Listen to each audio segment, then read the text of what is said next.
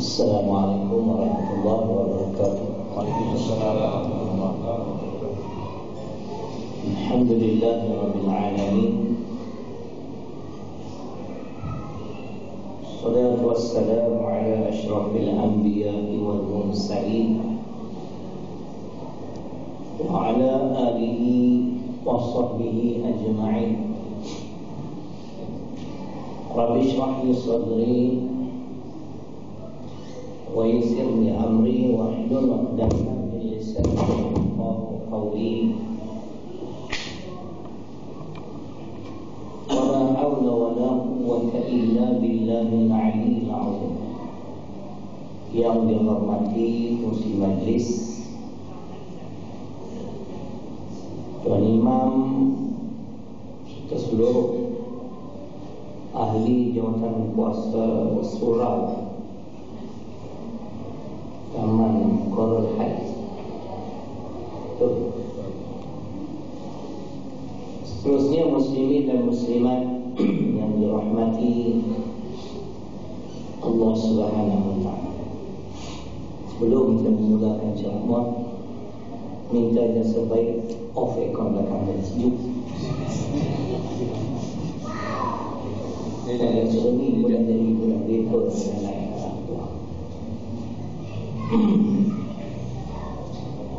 dulu datang tak macam ni kan, martabat sudah naik. Yang belakang saya tu, terima kasih di atas undangan pada malam ini. Kalau tak salah saya dah 2 tahun 2 tahun sudah. Dan untuk malam ini saya tidak diberi sebarang tajuk. Jadi itu yang terbaik tu. Dia tak ada tajuk, dia boleh pusing apa. Saya nak memulakan firman Allah Subhanahu wa taala dalam surah An-Nisa. Surah An-Nisa, surah yang keempat, pada ayat 175. Ayat ini tuan-tuan dan puan-puan, begitu banyak pelajaran yang dapat kita ambil. Allah Subhanahu wa taala berfirman, A'udzu billahi minasyaitonir rajim. فَأَمَّا الَّذِينَ آمَنُوا بِاللَّهِ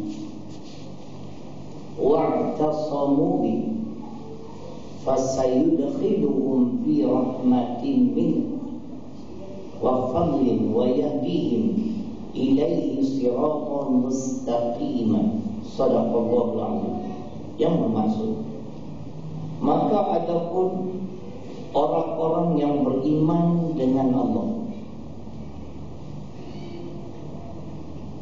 setelah itu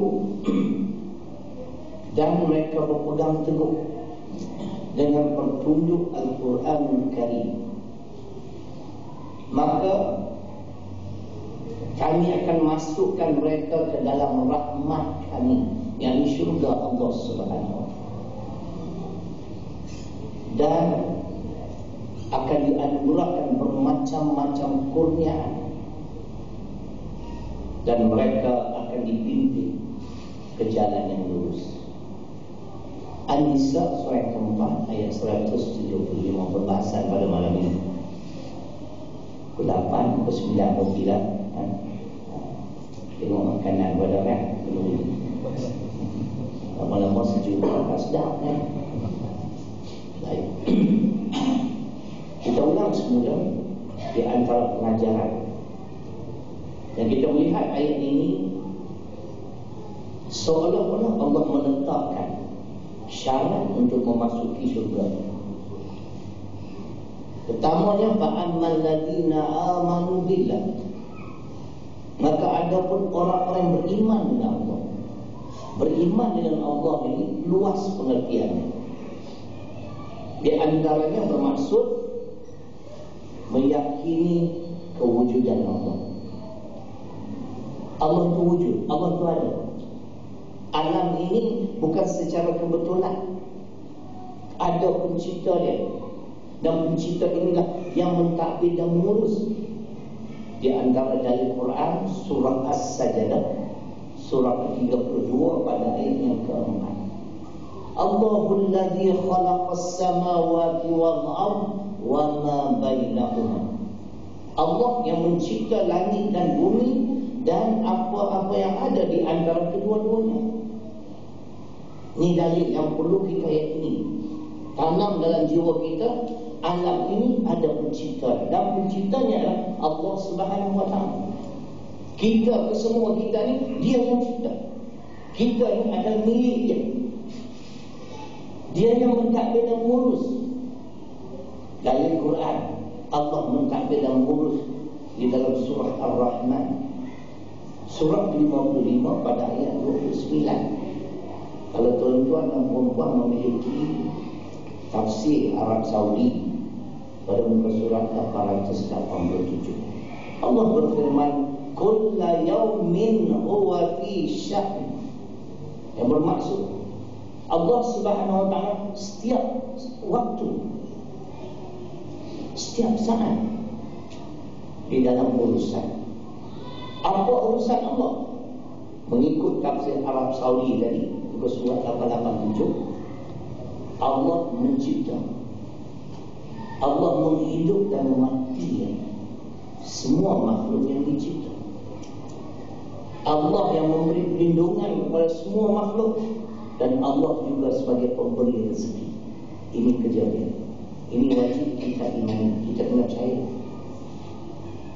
Bukan sekadar dia mencipta alam ini, mencipta kita, tetapi dia juga yang menghidup dan yang bakal mematikan kita. Cuba tengok tadi Tuan Imam baca pada rakaat yang pertama. Saya nak uraikan ayat yang Tuan Imam baca, Al-Baqarah ayat 258. Kisah Nabi Ibrahim AS yang tidak mau tunduk pada kehendak Namrud. Namrud meletakkan dirinya sekali seperti Allah. Nabi Ibrahim hanya beriman kepada Allah. Nabi Ibrahim menolak Namrud, kamu tidak layak diisytihar sebagai Tuhan semesta alam. Kamu sama yang macam aku. Ayat 258, alam tara ila allazi hajja Ibrahim fi rabbih an ataahu Allahul mulk in qala Ibrahim rabbiyal ladzi yuhyi wa yumiit qala ana uhyi wa umiit qala Ibrahim fa inna Allah ya'ti bisyamsi minal masyriq fa'ti biha minal maghrib fabuhital ladzi kafar wallahu la yahdil qaumal zalimin. Al-Baqarah ayat 258. Dan Imam baca tadi rakaat pertama dalam solat maghrib tadi. Cuba dengar makna. Ini tentang beriman kepada Allah. Apakah kamu ataupun disebut dalam Quran kamu tidak melihat atau tak pernahkah kamu mendengar seorang yang Allah telah kurniakan kepadanya kekuasaan? Siapa dia tuan-tuan? Namrud. Ketika mana Nabi Ibrahim berkata kepada yang berkuasa ini, Namrud ini, apa dia Ibrahim kata? Tuhanku yang menghidup dan mematikan semua makhluk. Kata Namrud, aku boleh menghidup dan mematikan makhluk. Dia menyamakan diri dia kepada standing seperti Tuhan semesta alam. Lalu apabila dia menyatakan dia boleh menghidup dan mematikan makhluk, Nabi Ibrahim bagi tahu dia sebagai satu cabaran pada dia. Tuhan yang bersembah menerbitkan matahari di sebelah timur, turun di sebelah barat. Kalau kamu ni Tuhan, esok pagi kamu tolong ubah keadaan ini, keluar di sebelah barat, turun di sebelah timur. Ini yang Namrud pening. Nak jawab macam mana dia pun tak tahu. Dia pun minta khidmat nasihat George Bush.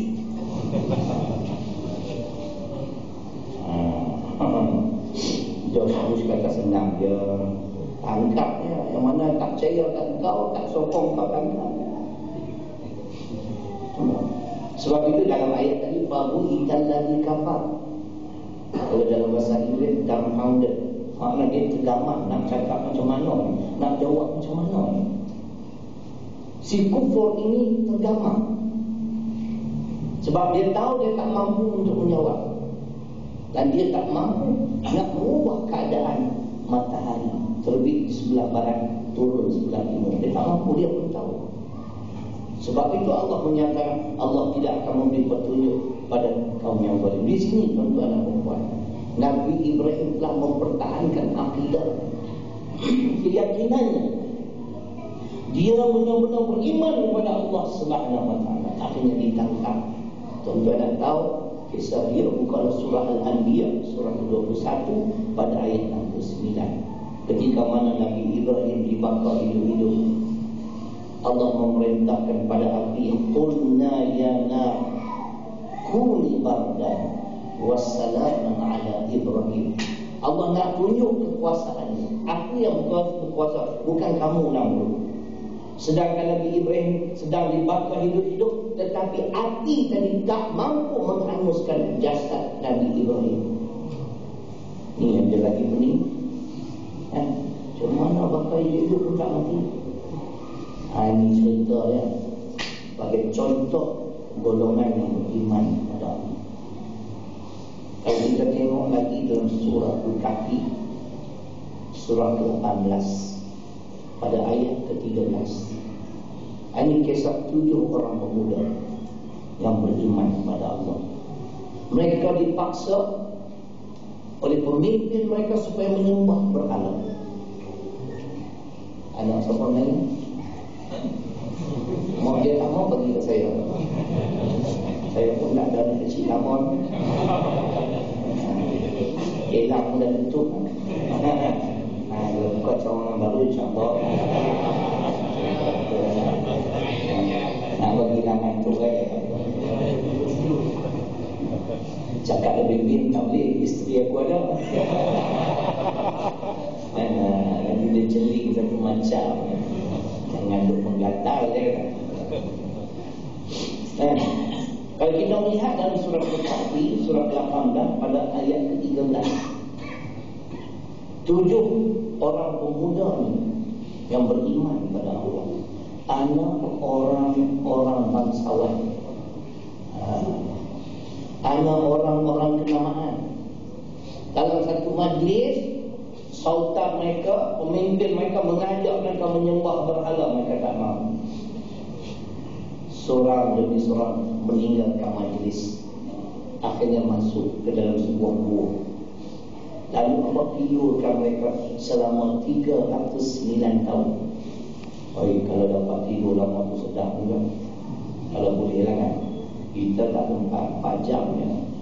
Nanti macam malam pukul 12 sampai pukul 4.30 dah bangun dah. Nak solat malam sikit kan. 309 tahun. Allah berfirman, innahum fityatun amanu bi rabbihim wazidnahum huda.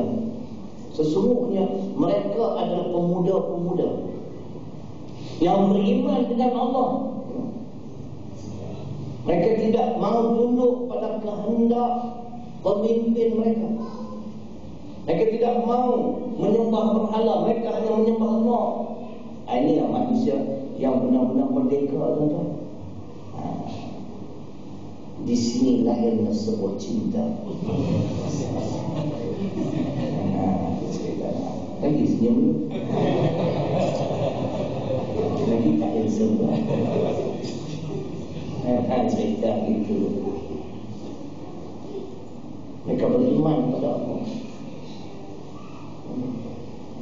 Sesungguhnya mereka adalah pemuda-pemuda yang beriman dengan Allah. Lalu Allah tambahkan petunjuk kepada mereka.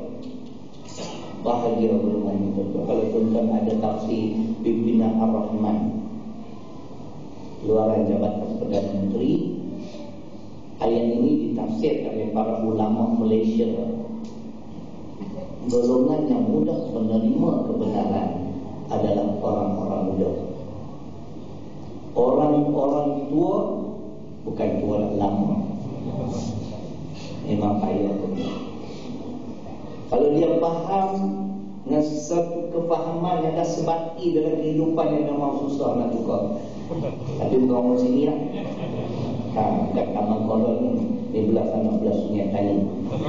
Orang Seremban insya-Allah 2 kali 5. Dia cerita gitu. Ini beriman kepada Allah. Kita membicarakan tentang wajib beriman kepada Allah.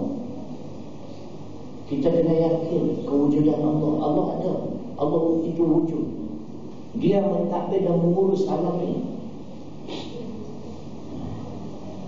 Kalau akidah kita tak betul, rosak iman dan Islam.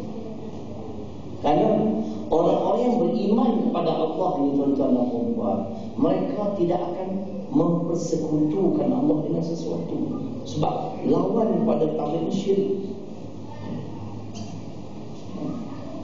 Kita memang kalau tidak Allah tak sebut tentang syirik ini satu bahaya dan dosa yang amat besar. Kita bimbang kita orang yang solat, tapi dalam masa yang sama tidak beriman dalam erti kata sebenar. Cuba contoh firman Allah dalam surah Yusuf surah ke-12 ayat 106. Wa ma yu'minu aktsaruhum billah illa wa hum musyrikun. Dan kebanyakan mereka tidak beriman pada akhir Tuhan. Kita solat, puasa, melainkan mereka senantiasa mempersekutukan aku dengan sesuatu. Ini soal akidah. Soal iman jangan dipermain-mainkan. Ingat, dalam sebuah hadis riwayat Imam Muslim, Nabi bersabda bagaimana keadaan umat Islam, umat beliau di akhir zaman kita ni.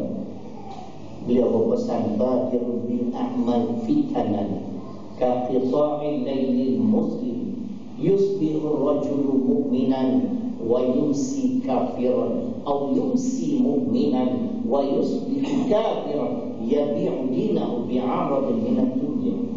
Hadis Muslim yang bermaksud, dan bersegeralah kamu beramal dengan amal-amal yang soleh sebelum kamu didatangi dengan satu ujian. Dengar baik-baik.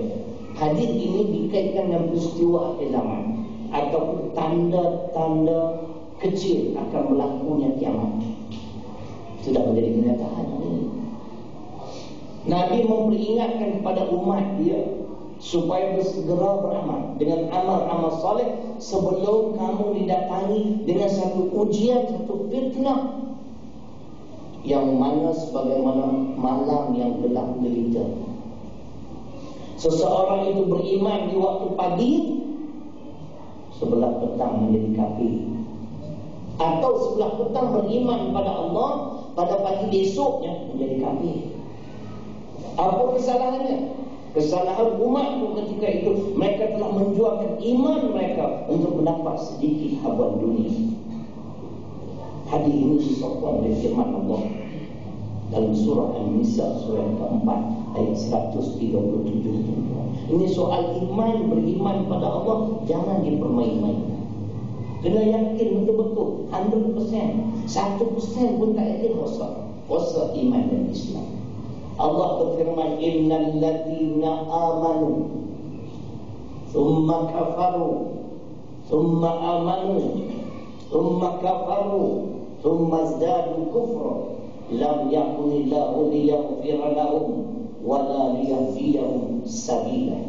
Sesungguhnya orang-orang yang beriman kemudian kufur, kemudian beriman semula, kemudian kufur lagi, kemudian aku tambahkan kekufuran mereka, dan aku tidak akan mengampunkan dosa-dosa mereka, dan Allah tidak akan memberi petunjuk kepada mereka ke jalan yang lurus. Ini apabila kita mempermain-mainkan soal beriman, soal iman, soal akidah, perlu dijaga. Nak masuk syurga bukan senang, tuan-tuan. Tuan-tuan tahu kenapa saya kata susah? Sebab syurga belum diswastakan lagi.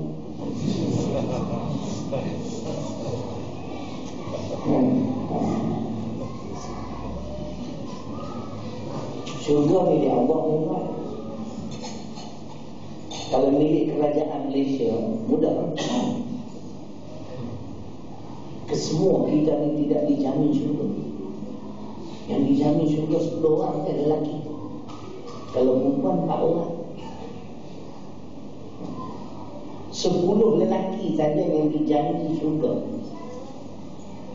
Sahabat, saya menyemak senarai nama apa ni tuan-tuan? Malangnya nama saya tak ada. Tuan-tuan yang tahu apa pun tak ada.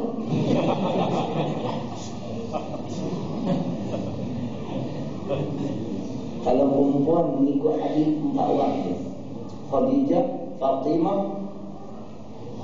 Asyah isteri Fir'aun. Tengok tuan-tuan, Fir'aun tu malaikat.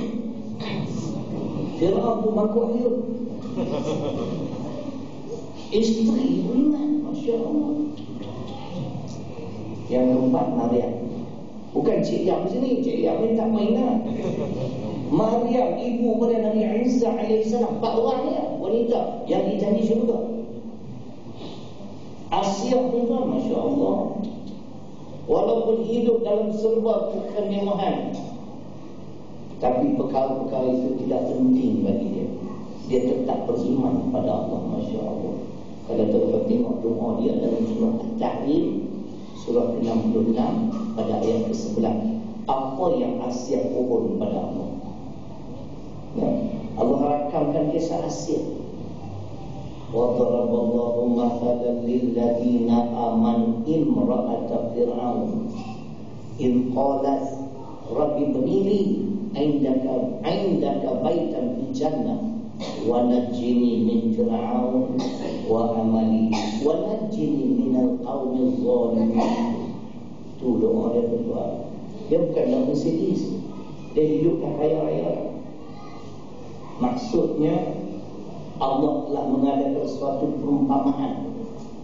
Seorang wanita, isteri Fir'aun. Perumpamaan bagi orang-orang yang beriman kepada Allah. Ketika mana dia berdoa kepada Allah, wahai Tuhanku, binakanlah aku sebuah rumah di dalam syurga yang hampir kepadamu itu. Dia tak tahu di dunia ni tak dapat sudah. Ada dia beriman kepada Allah. Dan berilah perlindungan kepadaku daripada amalan-amalan jahat Fir'aun. Cuba tuan-tuan dan puan-puan fikir. Asyah isteri Fir'aun pun tak sokong suaminya. Cuba kita bayangkan itu. Dia minta perlindungan kepada Allah daripada amalan-amalan jahat suaminya. Begitu juga perlindungan daripada kaum yang zalim. Patut sangat beliau layak janji syurga oleh Nabi SAW berdasarkan hadis riwayat Abu Daud. 4 wanita sahaja. Khadijah telah tuan-tuan, wanita korporat yang telah menghabiskan seluruh kekayaannya untuk Islam. Masya Allah. Kita tak mampulah nak menandingi beliau. Kita pun kalau nak rumah RM1 2 je, tu pun dah standby RM1 siap-siap kan. Cabut tu memang motor RM1 kan? Kan? Kalau cabut-cabut RM50, tengok orang tak tengok, bubur balik. Kelekuk hidung masih bakhil. Lebih bakhil daripada Haji Bakhil. Haji Bakhil sebenarnya tuan-tuan, dia tak kedekut apa Cikgu Murni begitu.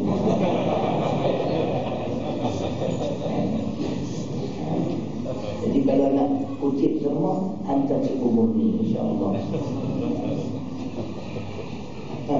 Muslimin dan muslimat yang dirahmati Allah SWT. Fatimah, Masya Allah, anak kesayangan. Kita baca sebuah hadis riwayat Imam Bukhari dan Muslim. Ketika mana berlaku satu peristiwa, anak orang bangsawan telah mencuri. Seorang wanita, anak orang bangsawan, telah melakukan jenayah curi. Lalu golongan bangsawan ini dia nak guna kabel sahabat Nabi yang di antara yang paling karib, Usama bin Zaid. Dia nak guna kabel. Cerita guna kabel ni bukan zaman sekarang, zaman dulu ni. Mereka bertemu dengan Usama bin Zaid. Usama memandangkan kau ni rapat dengan Nabi sallallahu alaihi wasallam. Tolonglah rekomendan supaya anak kami yang dicuri jangan dipotong tangannya. Tengok tentang orang yang beriman pada Allah. Nabi sallallahu alaihi wasallam tak berganjak daripada apa yang telah ditetapkan oleh Allah. Itu orang beriman pada Allah. Bila Usama bin Zaid menyatakan hasrat golongan bangsawan ini, muka lagi merah padam. Nabi terus bersumpah, "Waillallah, law anna Fatimah binta Muhammadin sallallahu alaihi wasallam sarqat la qata'tu biyadaha." Hadis riwayat Imam Bukhari dan Muslim dalam kitab Riyadhus Shalihin, tuan-tuan jilid yang kedua. Demi Allah, kalau anakku Fatimah mencuri, nescaya aku potong. Ini keadilan Islam, tuan-tuan. Tak ada pilih-pilihnya. Sabit kesalahan dapat dibuktikan dengan keterangan, ada dalil, ada bukti, jatuhkan hukuman. Ini tanda beriman pada Allah. Saya ingat satu rombongan musyrikin Mekah datang kepada Nabi sallallahu alaihi wasallam meminta supaya Nabi meminda undang-undang peraturan Islam. Karena ajaran yang kau bawa ni Muhammad semuanya menyusahkan kami, tidak menepati selera hawa nafsu kami. Apa kata kau ubah sikit lah, kan? Yang haram tu jadikan halal. Contoh, kan? Cuba tengok surah Yunus, surah ke-10 ayat 15. Apa jawapan Nabi? Ini tanda orang beriman. Wa idza tusla alaihim ayatuna bayyinat qala alladhina la yarjuna liqa'ana iti biqur'an ghairi hadha aw badilhu qul ma yakunu li an ubaddilahu min tilqa'i nafsi in attabi'u ila ma yuha ilayya inni akhafu in asaitu rabbi azab yawmin azim. Ayat di atas sekali sudah. Ayat 15 di atas sekali. Itu ayat yang betul kan? Dan apabila dibaca ayat-ayat kami yang terang, yang jelas, lalu berkatalah orang-orang yang tidak yakin adanya hari pertemuan dengan kami ni Allah Subhanahu wa taala. Apa mereka kata? Ittabi' Quran wa hada Muhammad. Bawalah Quran yang lain pada ini. Au badilu, atau kamu tukar sedikit. Janganlah semuanya haram, kan? Supaya sesuai dengan selera Allah nafsu mereka. Allah perintahkan kepada insan pilihan ini, katakanlah Muhammad, aku tidak berhak untuk meminta, mengubah apa yang telah menjadi ketetapan Allah. Aku hanya sekadar mengikuti apa yang Allah wahyukan kepadaku sahaja. Karena aku takut, aku bimbang, sekiranya aku mengikut kehendak hawa nafsu kamu, aku bakal mendapat azab yang besar di hari akhirat kelak. Ini tanda orang beriman pada Allah. Kalau kita terlepas hukuman dunia, tuan-tuan percaya kita tak akan terlepas hukuman di akhirat. Nak masuk syurga bukan senang. Dia bermula dengan beriman dengan Allah dulu, meyakini ada syurga neraka, meyakini ada hari pembalasan. Itu contoh, beberapa contoh yang saya kaitkan dengan firman Allah An-Nisa 175. Fa'ammal ladina amanu billah, maka ada orang yang beriman dengan Allah. Itu sifat orang yang beriman. Mereka tidak mempersekutukan Allah dengan sesuatu. Mereka yakin, baik soal rezekinya, baik soal perundangannya, tak ada undang-undang dan sistem hidup yang lebih baik daripada undang-undang dan sistem hidup yang telah ditetapkan oleh Allah. Tuhan tanya kita terangkan dalam surah Al-Baqarah ayat 138. Sidqallah wa man ahsanu minallahi sidqa wa nahnu lahu 'abidun. Sidqallah makna acuan Allah atau sistem Allah. Dan sistem siapa yang lebih baik daripada sistem aku? Tuan-tuan, tuan-tuan yakin atau tidak? Sistem Allah sistem yang terbaik. Undang-undang dan peraturan Allah yang terbaik, tuan. Dan kami hanya menyembah Allah. Kami hanya akan menerima, akan mentaati segala perintah-perintah. Kami akan mengamalkan segala sistem-sistem Allah sahaja. Ini jawapan orang beriman. Sebab itu Allah tanya dalam surah Al-Ma'idah ayat 50, afa hukman jahiliyah yabghun wa man ahsanu minallahi hukman liqaumin yuqinun. Apakah undang-undang jahiliyah yang kamu kendaki? Undang-undang siapa yang lebih baik daripada undang-undangku bagi kau yang yakin? Undang-undang ke peraturan hidup ke sistem apa sekali nama yang kita namakan, hanya daripada Allah saja yang terbaik. Ini kan kita beriman kepada Allah. Pastikan jangan kita rosakkan iman kita semua. Dan kalau tuan-tuan memiliki atau belajar kitab Mustika Hadis jilid pertama keluaran Jabatan Perdana Menteri, cetakan Jawi pada muka surat 415, tuan-tuan tengok bab wajib menjaga iman dan Islam supaya tidak rosak. Di sini ada tafsir Ibn Al-Rahman. Dulu saya datang 2 tahun sudah pun tak ada. Saya suruh beli, tak beli lagi. Tengok surau hebat, ekor sampai 6 biji. Tak tafsir pun tak mampu nak beli syurah. Ada musibah dan pegang tafsir Ibn Al-Rahman, kalau ada bawa daripada rumah, pinjamkan. Saya nak bukti benda ni ada dalam Quran. Kita kena yakin. Ada benda-benda yang dia okey lah, yang tebal, tak ada. Kat rumah tak payah cerita lah. Rumah saya lagi banyak ikan kantin. Dia cerita rumah dia. Dia boleh tengok rumah saya. Itu cerita. Kita perlu jaga iman kita. Dalam kitab dan Mustika Hadis jilid pertama, bab wajib menjaga iman dan Islam supaya tidak rosak.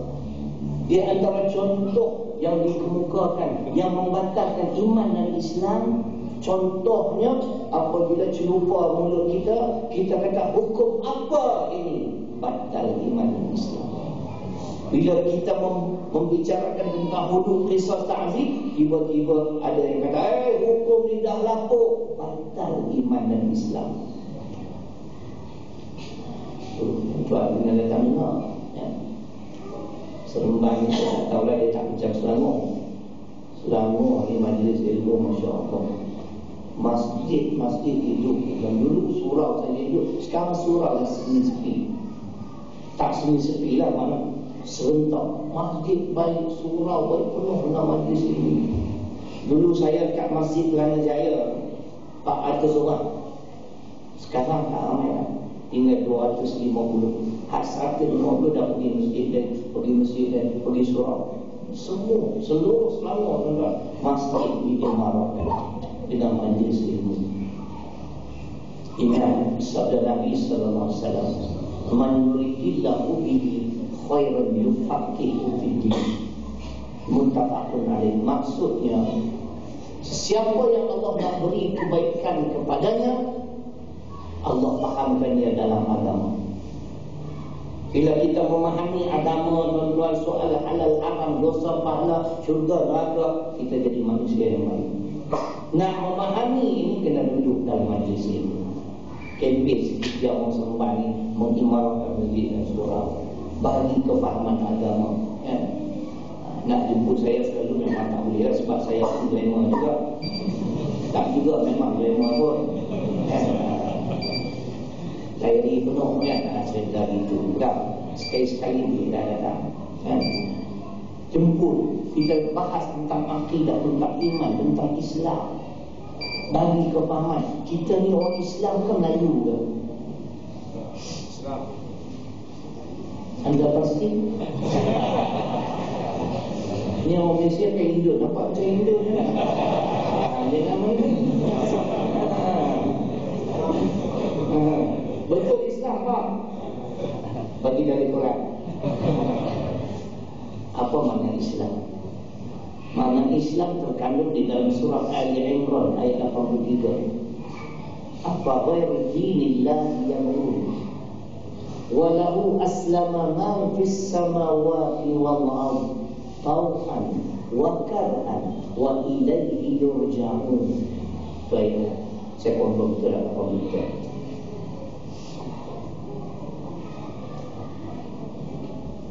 Apakah mereka mencari selain pada agama Allah?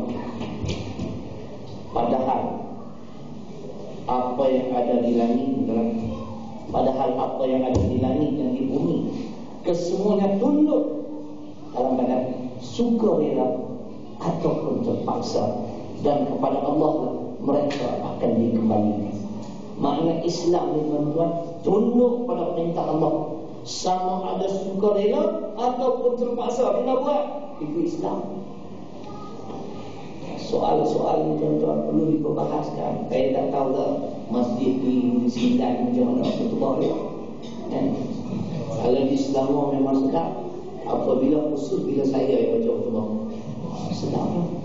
Tapi sedap tuan-tuan, tajuknya makanlah buah-buahan tempatan.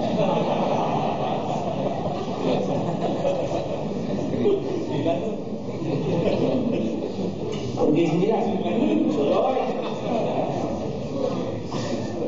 Saya berfikir kalau kata takdir Nabi SAW hidup semula dalam dengar khutbah tu, saya mungkin dia tampar petik tu. Ya, punya khutbah mangkuk punya khutbah. Kita nak bahas soal iman, soal Islam, benda-benda utama, benda penting. Sebab tu nak masuk syurga bukan mudah. Sebab tu Allah menggunakan maka ada orang-orang yang beriman dengan Allah, beriman dengan Allah dulu, jangan syirikkan Tuhan. Tengok kisah Nabi Ibrahim tadi. Dia enggan tunduk pada Namrud, dia tidak mengaku Namrud itu sebagai Tuhan. Guru saya bagi tahu, guru saya belajar dekat Mekah 12 tahun, tahun 60-an, dan pulang ke Malaysia tahun awal 70-an. Tuan Guru Haji Saleh Musa. Apa dia kata? Setiap kali Namrud nak bagi makan rakyat dia, pegawai kerajaan dia akan bertanya terlebih dahulu, siapa Tuhan kamu? Sesiapa yang menjawab Namrud Tuhanku, baru diberi makan. Nasi Arab siap dengan dalca, siap semua komplit. Malam ni tak tahu makan apa. Takkan kuih tiaw pun. Aku pasang kuih tiaw kat mana? Kuih tiaw?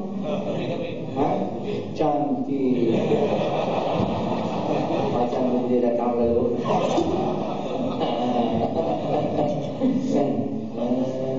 Itu cerita dia tuan-tuan. Orang-orang yang menjaga keimanan mereka, enggan menyembah tauhid. Fir'aun tu Fir'aun baik, Namrud baik, itu contoh tauhid. Baik. Ayat yang pertama, ayat menyebut beriman kepada Allah terlebih dahulu. Kemudian setelah kita beriman kepada Allah, wa'tasamu bih. Tuntutan yang kedua, kita hendaklah berpegang teguh dengan petunjuk Al-Quranul Karim, Al-Quran yang mulia Tuhan. Bukan karangan Muhammad sallallahu alaihi wasallam sebagaimana yang didakwa oleh musuh-musuh Islam. Betul tak Pak? Dan itu cakap Pak. Betul itu? Oi, 3 tahun sudah 3 tahun sudah Pak, saya pergi ke Medan Ceramah. Orang hidupnya suka tuan-tuan. Saya cakap Hindu, Ibu-ibu, bapak-bapak yang dirahmati Allah sekalian, waduh Pak Ustaz. Lepas itu saya pun tanya orang ini, maaf ya Pak, saya ingin bertanya kepada bapak-bapak, di antara bapak-bapak siapa kepala bapak?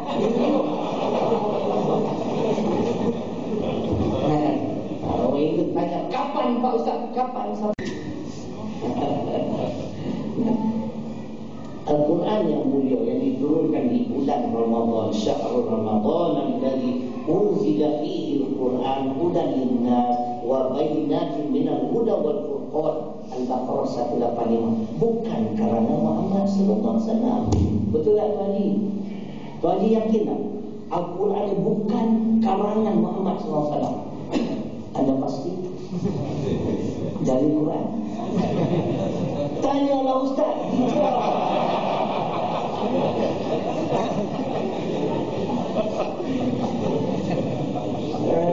Betul Pak. Tanyalah Ustaz.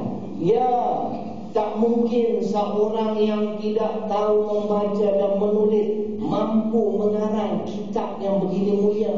Dari Quran Al-A'raf 158 Allah berfirman, fa'aminu billah wa rasulihin nabiyil ummi.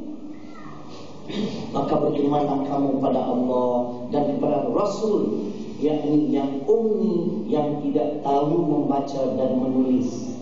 Ini contoh. Sebab itu dakwaan musuh-musuh Islam ternyata meleset. Kalau kita jawab dengan firman Allah, Al-Quran bukan kalangan manusia. Al-Quran merupakan kalam Allah, dan Al-Quran adalah ilmu Allah.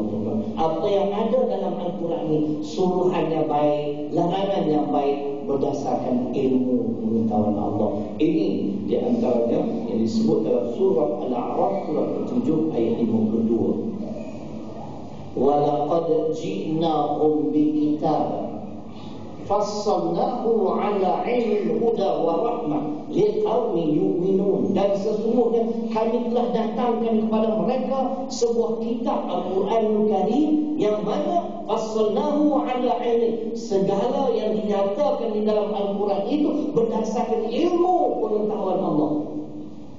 Sebab tu kita jangan kata undang-undang Islam lapuk tuan-tuan. Wassalam tidak. Sebab undang-undang hudud yang dinyatakan dalam Al-Quran ini berdasarkan ilmu Allah. Dia tahu kalau mencuri, kesalahan mencuri kena pertolongan. Kalau penjara tak selesai masalah. Berdasarkan ilmu dia, bukan ilmu kita.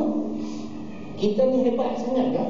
Orang Seremban ni yang tak mau undang-undang Islam, saya nak tanya satu soalan. Siapa boleh jawab, saya bayar RM100. Kalau kita ni hebat sangat, cuba nyatakan kepada saya di mana roh kita berada. Kita hidup kerana ada roh, betul tak? Ustaz kan? Ustaz kan? Itu saya tengok benda tak? Yang tu Indon. Saya kenal lah, jangan main-main. SB dia datang. Malam ni tak datang. Kan kalau SB datang pun nak bimbang apa tuan-tuan. Saya cakap dari Quran tadi. Bukan kita datang-datang siapa-siapa. Kita nak beri kefahaman Islam. Quran ni adalah kalam Allah, berdasarkan ilmu Allah. Roh, nyawa kita kat mana Ustaz? Ustaz boleh beritahu tak? Turunnya ayat 85 surah Al-Isra, surah ke-17 ayat 85 Al-Isra. Ketika mana Yahudi pergi bertemu dengan Nabi sallallahu alaihi wasallam, tanya tentang roh.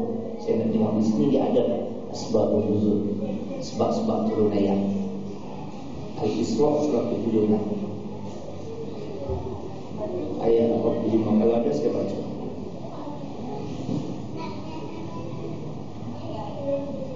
Di sini dia tak tulis, dan kita tafsir dia sebut.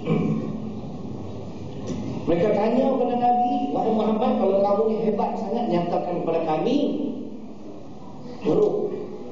roh kami ni kat mana? Ayat 85. Wa yas'alunaka 'anil ruh qulir ruh min amri rabbi wa ma utitum minal ilmi illa qalila. Teruskan tuan. Tak betul belum betul.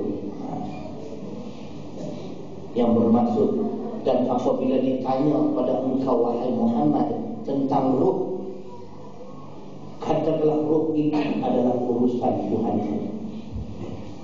Dengar di penghujung ayat. Dan Tuhanku tidak memberi ilmu pengetahuan kepada kamu kecuali sedikit. Sebab itu Tuhan turunkan Al-Quran. Akal kita terbatas. Ada benda-benda yang kita tak mampu untuk tahu. Betul tak? Tak mampu. Kita boleh buat R&D, Research and Development. Buat research. Kenapa kita tak boleh cipta satu benda yang tak perlu diubah suai selama-lamanya? Kerana terbatas. Macam handphone sekarang kan. Mula dulu kecil, sekarang pun besar. Sampai besar ni pun dah cakap alo. Aku tengok nyampak. Sama besar dengan kuali. Cuba kamu cipta satu alat telefon yang tak perlu diubah suai selama-lamanya. Tidak. Sebab akal kita terbatas. Hari ini Tuhan begini, esok Tuhan bagi sikit. Tuhan bagi sikit. Sebab itu sesiapa yang menolak undang-undang peraturan Allah, Tuhan cabar dengan dua firman-Nya. Pertama dalam surah Al-Baqarah ayat 140. Di pertengahan ayat 140 kan. Pendek ayat. Kemudian hujah yang kedua surah Al-Hujurat ayat 16. Jangan panjang. Saya nak baca dua-dua. Saya nak kait dengan ayat tadi. Wa ma utitum minal ilmi illa qalila. Dan tidaklah Tuhanku memberi ilmu pengetahuan kepada kamu kecuali sedikit. 140 tak. Qul a antum a'lamu amillah. Itu ayatnya. Katakanlah, apakah kamu lebih tahu daripada Allah? Kita lebih tahu daripada Allah. Kalau kita mengaku dia, kita tidak beriman. Kita punya cipta adalah. Betul tak? Ustaz buka Al-Hujurat ayat 16 surah 49. Ayat ini lebih panjang. Allah bertanya kepada manusia-manusia yang diadapnya. Al-Hujurat ayat 16. Apa ada yang saya cek? Qul atu'allimuna Allah bidinikum wallahu ya'lamu ma fis samawati wa ma fil ardh wallahu bikulli syai'in alim. Katakanlah, apakah kamu nak mengajar aku tentang agama kamu? Kita nak ajar Allah. Siapa cipta kita? Siapa cipta kita? Allah. Kita makan minum mesti siapa tahu? Kita menumpang di bumi siapa? Wajib nak ikut undang-undang peraturan Allah. Sebab tu Allah cabar kita, katakanlah, apakah kamu nak mengajar aku tentang agama kamu? Sedangkan aku tahu apa yang ada di langit dan di bumi, dan aku tahu setiap segala sesuatu. Soal roh tadi pun kita tak mampu untuk menjawab. Di mana roh kita? Kita hidup kalau masih ada roh. Betul tidak? Kalau roh itu dicabut, tanggal daripada jasad, matilah. Mati. Tapi kat mana? Bukan soal roh saja tuan-tuan. Ustaz buka surah Luqman ayat terakhir, ayat 34. Surah 31, surah sebelum As-Sajadah. Surah Luqman. Semalam saya pergi kat desa Vista, kat Putrajaya, waktu malam sudah. Ada seorang budak mahir semua Quran. Saya sebut surah sekejap dia cari jumpa dulu. Saya ni kan martabat wali tuan. Saya kata awak ni mahir tu Quran, awak mesti menghafal Quran. Nah, dia orang tak memang betul Ustaz. Patutlah dia mahir dengan Quran. Kan? Tapi dia pun respect lah Ustaz Syarilu. Walaupun dia hafal Quran tu, sebab Ustaz boleh ingat ayat berapa, surah berapa, dia cek semua betul tu. 2 hari sudah. Tapi dia ni hebat, rupanya tuan-tuan. Umur 31 dah jadi doktor lah. Doktor falsafah. Jarang kita jumpa tuan-tuan umur sebegitu muda dah dapat doktorat. Hebat Quran. Umur 18 tahun dia hafal Quran di Darul Quran. Sekarang pensyarah polis mana pun. Saya bahasa panjang saya sebut surah sekejap dia cakap biar betul ni. Dia pun panjang lah sebab saya tak payah tengok Quran. Dia tengok betul juga. Sama-sama panjang. Bukan panjang, kaget pak.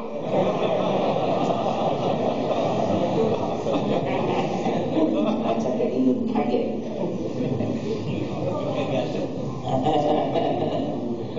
Itu cerita surah Luqman. Allah berfirman tuan-tuan, manusia ni tak payah sombong.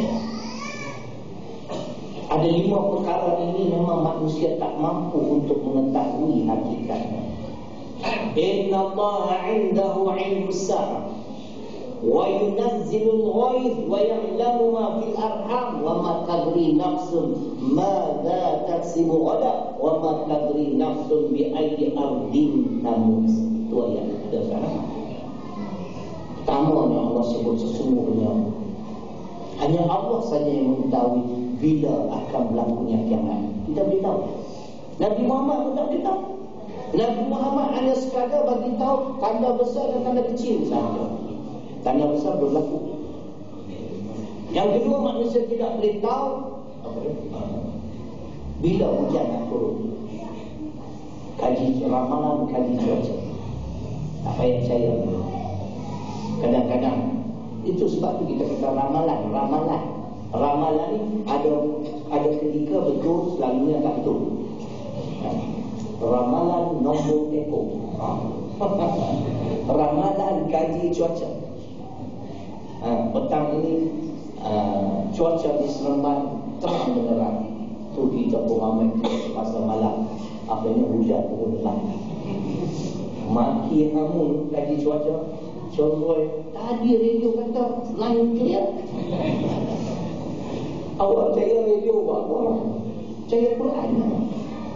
Yang ketiga, manusia tidak boleh tahu ya'lamu ma fil arham.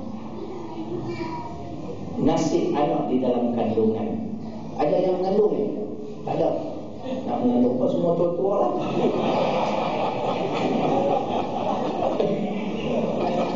Tapi jangan main-main kata belum tentu juga.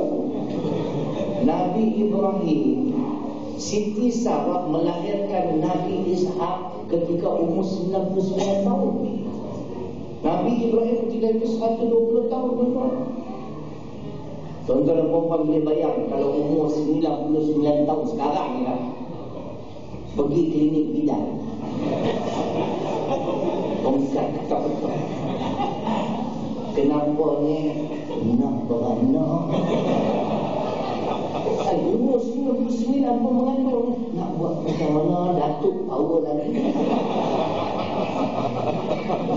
Nak berbilang mantuk lah. Tak, saya tak gitu.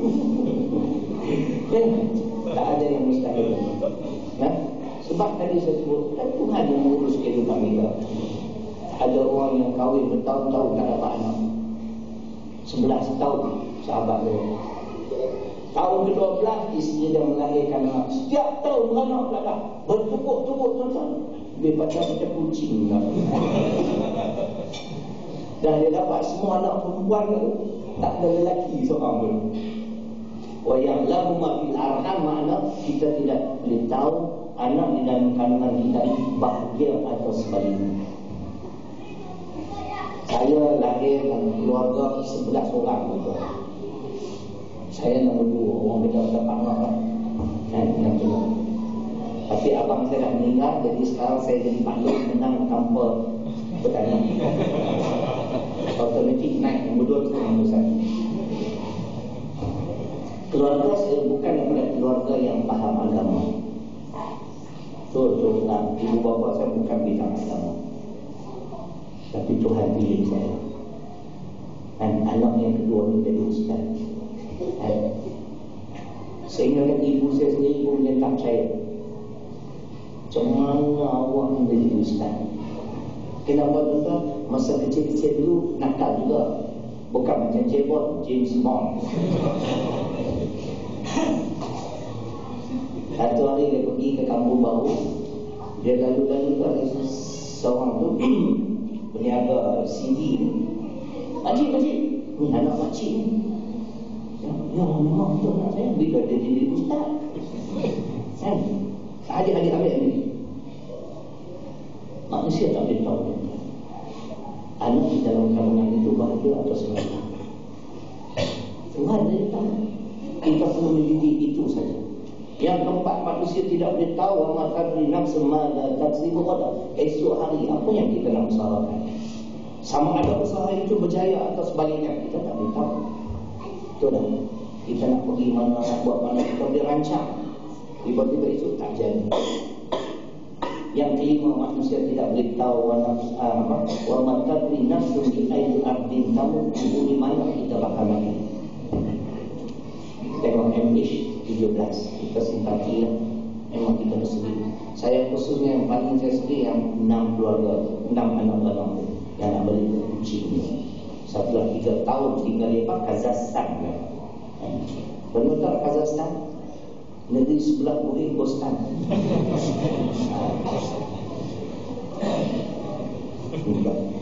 Siapa kata siapa itu? Terang Ukraine bercelaka berbuat. Begitunya banyak kapal terbang lalu. Janganlah tengok Malaysia, tengok Amerika tu. Kan? Kita simpati. Tengok mereka begitu seronok kalau nak pulang ke Malaysia. Setelah 3 tahun di overseas, di luar negara. Tapi tak kesampaian. Mereka mati di Ukraine. Allah dan Allah merahmati mereka. Nah, mengampunkan dosa-dosa mereka. Sekarang kita nak naik emas pun fikir 2 kali juga. Harga emas pun sekarang di bursa saham dia 27 sen. Betul juga yang terkini. Dia punya saham MH370 tak hilang tak mana. MH memanglah mana hilang.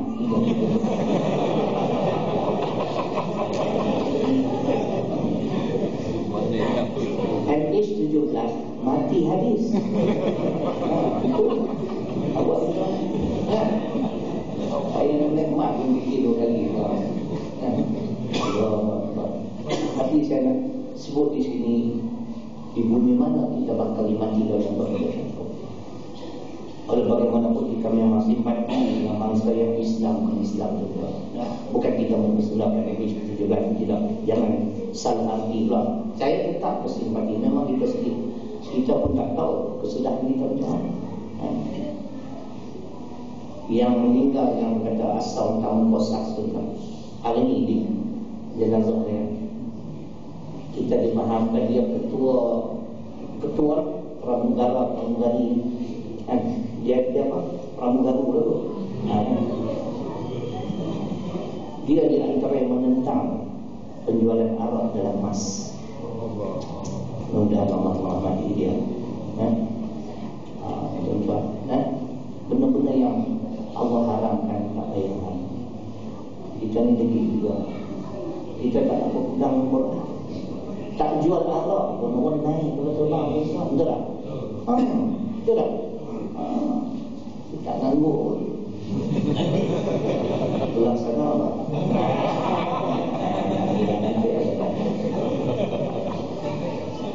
Saya cakap itu. Sebab itu orang-orang yang beriman dengan Allah, mereka berpegang teguh dengan Al-Quran. Quran kata haram-haram. Qul ara'aytum ma anzalallahu lakum min rizqin faja'altum minhu harama wa halala qul Allah adina lakum am 'ala Allahi taftarun. Surah Yunus ayat 59. Tuhan kata soal halal haram, biar aku yang menentukan. Aku tahu benda ni tak baik, tak payah buat. Kamu ikut saja petunjuk aku. Saya syukurlah tuan-tuan, saya di antara yang mengikuti petunjuk Al-Quran. Peringkat awal dulu sistem perbankan semua yang konvensional, tidak melibatkan sistem riba. Makan hasil riba semua orang tahu hukum. Dosa tadi tidak. Yang tak dosa tadi hidup atas riba.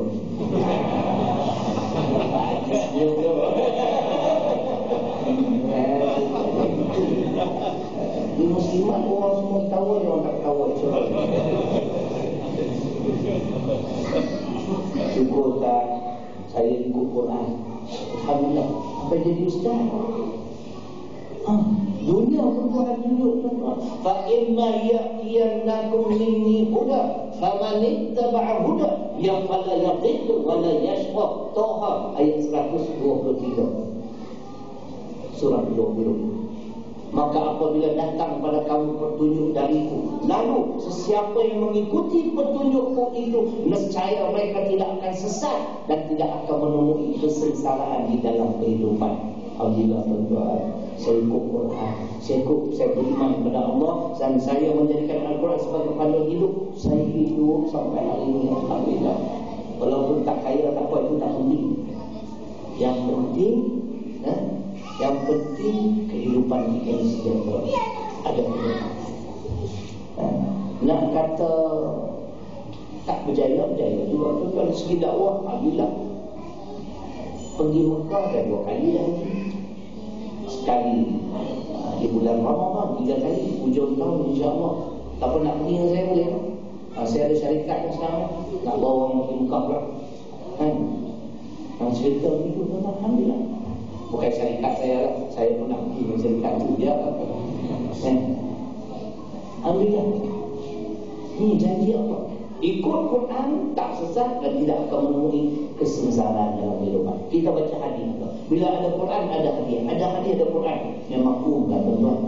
Hujah kita memang Nabi bersabda, kitab Allah Azza wa Jalla huwa hablullah, man ittaba'ahu kana 'ala al-huda wa man tarakahu kana 'ala dhalalati. Kitab Al-Quran ini adalah kalam Allah. Sesiapa yang mengikutinya, mereka lah golongan yang mendapat petunjuk. Sesiapa yang membelakanginya, mereka lah golongan yang sesat. Berpegang teguh tuan-tuan dengan petunjuk Al-Quran. Ketika senang, ketika susah, ketika sehat, ketika sakit, jangan lepaskan Al-Quran. Berpandukanlah pada Al-Quran, percaya. Setelah 2 sifat ini kita miliki, beriman pada Allah dan berpegang teguh pada petunjuk Al-Quran, Allah menjanjikan kepada mereka seperti ini, fasayudkhiluhum fi rahmatin min. Maka kami akan masukkan mereka ke dalam rahmat kami. Di sini pun sebut tentang rahmat syurga.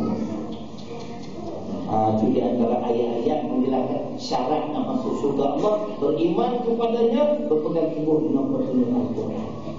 Kalau dengan amalan nak masuk syurga, Tuhan minta maaf. Bani setuju dengan kalau banding amalan kita dengan amalan Nabi SAW, Ustaz, no way. Orang Inggeris kata no way.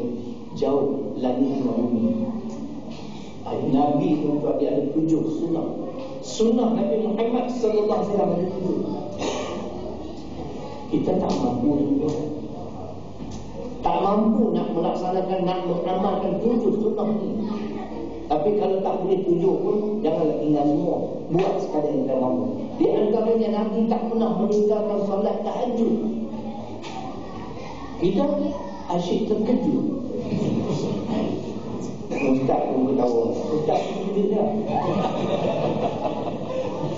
terkejut pukul 6.15. Takbir untuk Allahu Akbar. Subuh gajah.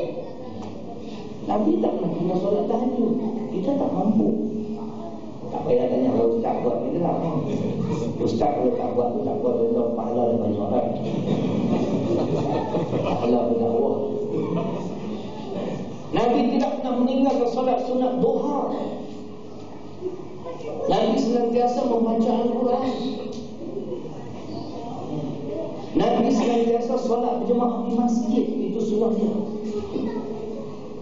Nabi senantiasa berwudu.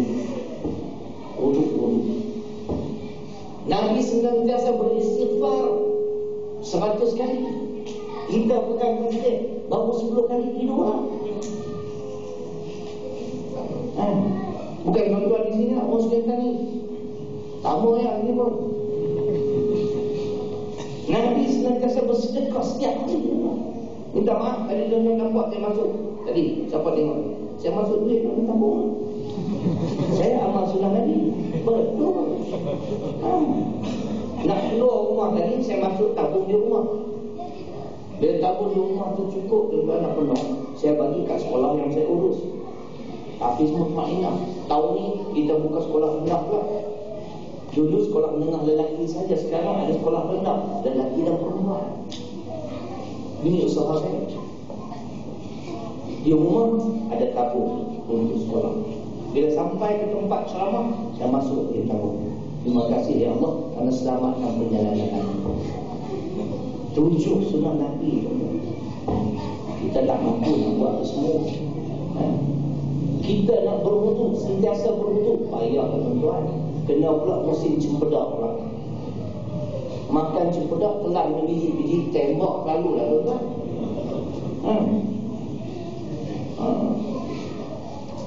Oleh itu tuan-tuan, Nabi pernah bersabda dalam sebuah hadis, la yadkhulu ahadun jannah bi'amalihi. Qalu wala anta ya Rasulullah. Qala wala ana illa ayata wa madani Allahu bi rahmati. Al-hadis. Sebahagian matan saya baca sama seperti hadis riwayat Imam Muslim. Sekali-kali seseorang itu tidak akan dapat memasuki syurga Allah Subhanahu wa taala dengan amalan-amalannya. Sahabat bertanya, apakah termasuk dengan engkau ya Rasulullah? Sebab kami tengok amalan engkau hebat, tunjukkan tadi itu. Ya, termasuk dengan aku. Sahabat bertanya lagi, kalau begitu gimana kami bisa masuk syurga Pak? Induk kata, bagaimana kami boleh memasuki syurga Allah?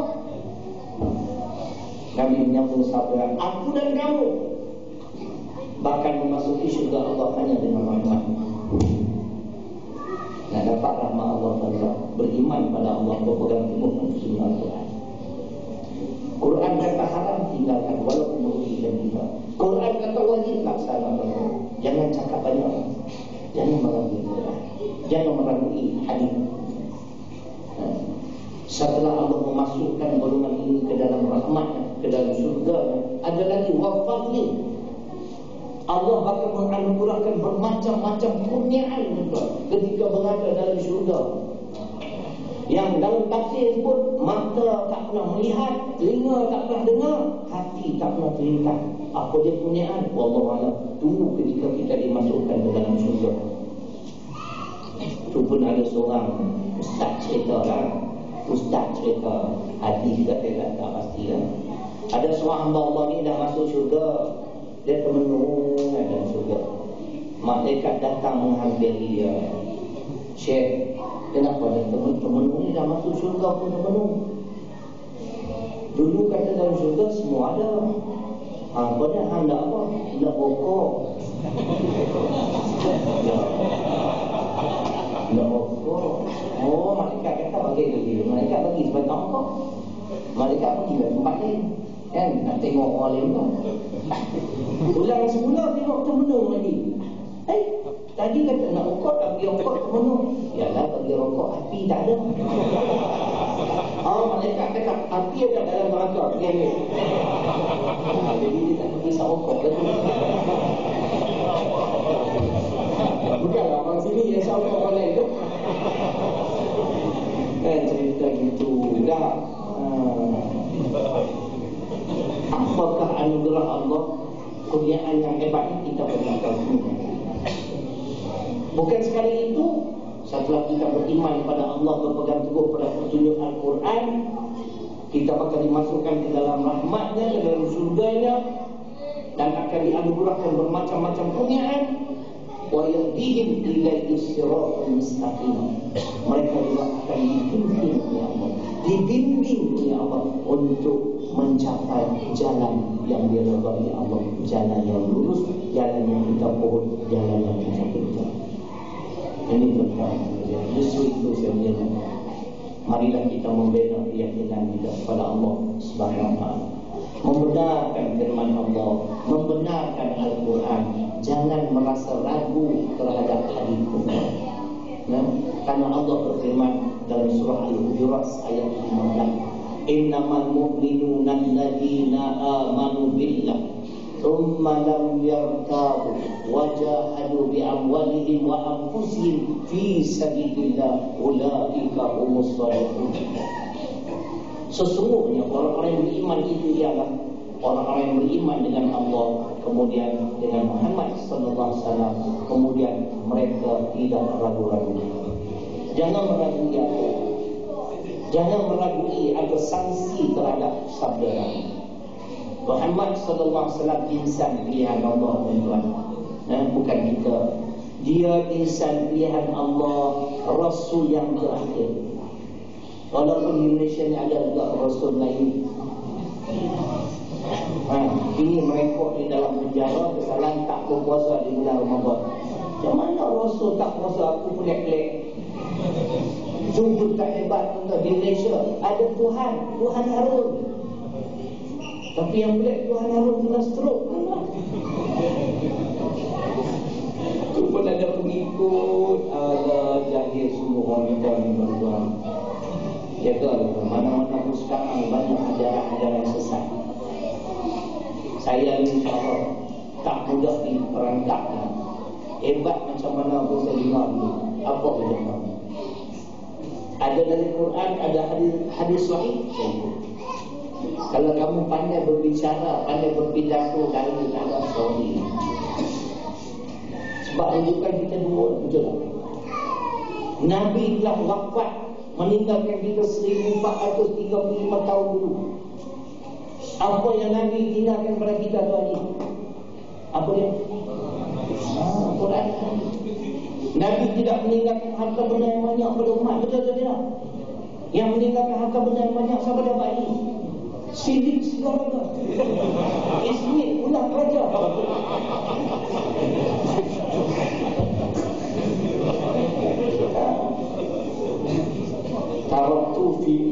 Taraktu fikum amrai ma in tamassaktum bihima lam tadillu abadan. Kitab Allah wa sunnah. Itu dengan boleh. Yakinlah dengan kebenaran Tuhan. Jangan meragui tuan apa nama hadis. Beliau insan pilihan Allah. Macam golongan intihari, ketua dia tokoh murtad nak kasih aman. Menolak hadis. Dalam Quran Allah tak cerita bagaimana nak mendirikan solat. Dia suruh mendirikan solat, tapi perbuatannya dijelaskan oleh hadis. Dia tak terima, dia pun murtad. Tolak hadis murtad. Sebab apa? Sebab apa kita wajib meyakini tutur kata Nabi? Sebab dia bukan sekadar insan pilihan Allah, dia dipimpin dengan wahyu. Betul tak? Dalam sebuah hadis riwayat Abu Daud, Nabi bersabda, "Uktub fawalladhi nafsi biyadihi ma kharaja minni illa al-haqq."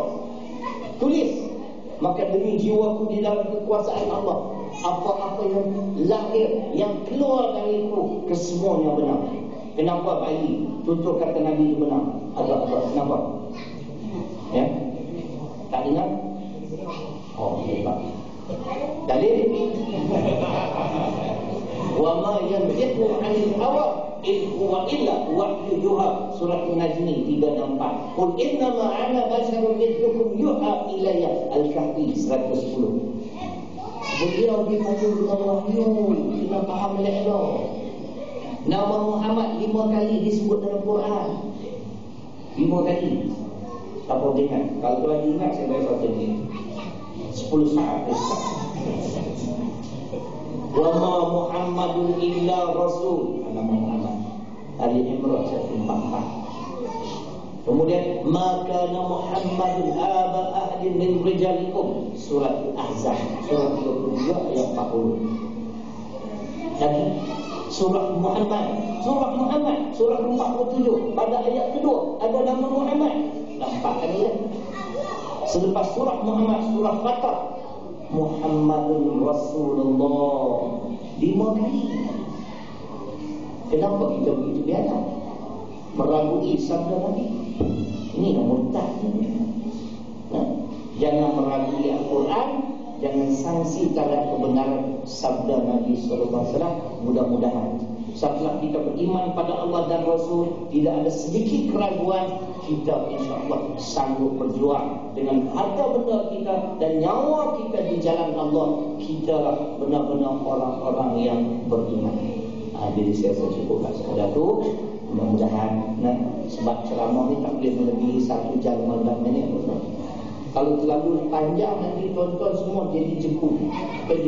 Mata jepun. Ingat kau kosong, ngangguk. Lena tidur. Dia sikit-sikit insya-Allah. Sebelum saya akhiri, izinkan saya nak buat 2 pengumuman. Pertamanya seperti yang saya sebut tadi, Tahfiz Mutmainah, sekolah menengah lelaki ini kini mempunyai selama 115 orang. Kami maksimum 120. Dah masuk tahun ke-6 tuan-tuan, alhamdulillah hampir 30 orang lebih dah hafaz Quran. Bukan hafaz Quran semata-mata, kami ada pengajian agama dalam bahasa Arab, ada bahasa Arab dan ada akademik. Pelajar kami insya-Allah kami akan hantar ke Yaman. Kalau lepas dah hantar, tahun ni insya-Allah bulan 10 akan hantar lagi 8 orang. Yang nak sambung belajar sekolah menengah biasa, boleh, tak ada masalah. Pelajar berumur 13 tahun, lelaki sahaja. Tempoh pengajian 4 tahun. Dan tahun ni kita buka sekolah menengah Islam Tahfiz Mutmainah. Ini untuk orang tempatan sahaja.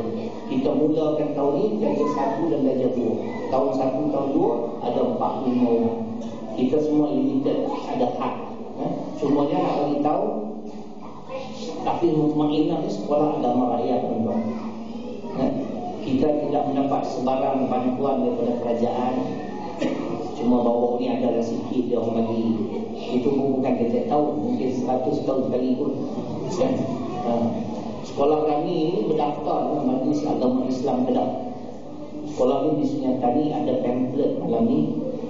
Jadi kalau tuan-tuan dan perempuan mungkin yang ada zakat, atau yang nak sedekah, atau yang nak wakaf, boleh berbuat demikian. Kita ambil cara yang paling mudah, niat sudah. Niat maksud dalam kaum niat sedekah, zakat tu selesai masalah. Ataupun tuan-tuan dan perempuan yang bekerja nak dapatkan pelepasan cukai pendapatan, kami ambil zakat menjadi tulis. Sekolah di Kedah ambil zakat menjadi kami wakil. Kami dah proses ratusan dan perempuan, makna sumbangan zakat yang kita dapat pengecualian cukai. Jadi kalau tuan-tuan nak tahu tentang ni, dapatkan pamphlet yang bekerja, perlu ambil lebih sikit. Baca ada satu kolom tu yang kuning tu, dia ada cerita dengan terperinci untuk dapat zakat, untuk dapat pelepasan cukai. Jadi kalau contoh tuan-tuan dan perempuan setiap tahun bayar cukai 2,000, 2014 belum lagi, boleh bayar 2,000 sebagai zakat kepada kami akan keluarkan resit dan rekod 2,000 dengan nilai 2,000. Kami dapat separuh, 1,000. Majlis Agama Islam tulis 1,000. Ini sistem ni, sistem Aziz Sattar S. Samsudin. 1 untuk kau, 1 untuk aku. 2 untuk kau, 2 untuk aku. Itu adil namanya. Jadi kalau tuan-tuan membuat rasa-rasa nak menyumbang, nak membantu kelangsungan tapi Mutmainah, itu cara dia. Zakat biasa kami terima yang tak diusi, nak sedekah boleh, nak wakaf untuk pelepasan cukai. Tuan-tuan dapatkan pamphlet. Kalau malam ni pun siapa yang nak menyumbang, insya-Allah tabung saya pada nanti kat luar sana. Dan keduanya sahabat saya ni ada bawa habatus sauda dan juga minyak zaitun. Saya pengamal minyak zaitun tuan-tuan dah masuk bulan yang ke-6. Dulu saya tak minat. Rupanya banyak khasiat kita makan minyak zaitun. Tapi kena istiqamah lah, berterusan. Jangan makan sebotol itu berhenti 10 tahun. Cari mungkin tempat lain pada ada jual minyak zaitun. Kalau tuan-tuan nak tengok produk itu, produk-produk tadi, boleh kan, insya-Allah di luar nanti. Jadi itulah untuk malam ini. Terima kasih, mudah-mudahan kita bertemu lagi lah di masa-masa akan datang. Sekali boleh kita datang, insya-Allah. Bukan jauh pun, pergi balik lebih kurang ada 140 km kan. Tapi tengoklah kalau layanan yang istimewa kan, sampulnya berlebar kan, boleh datang kan.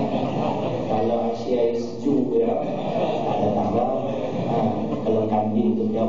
boleh dipertimbangkan.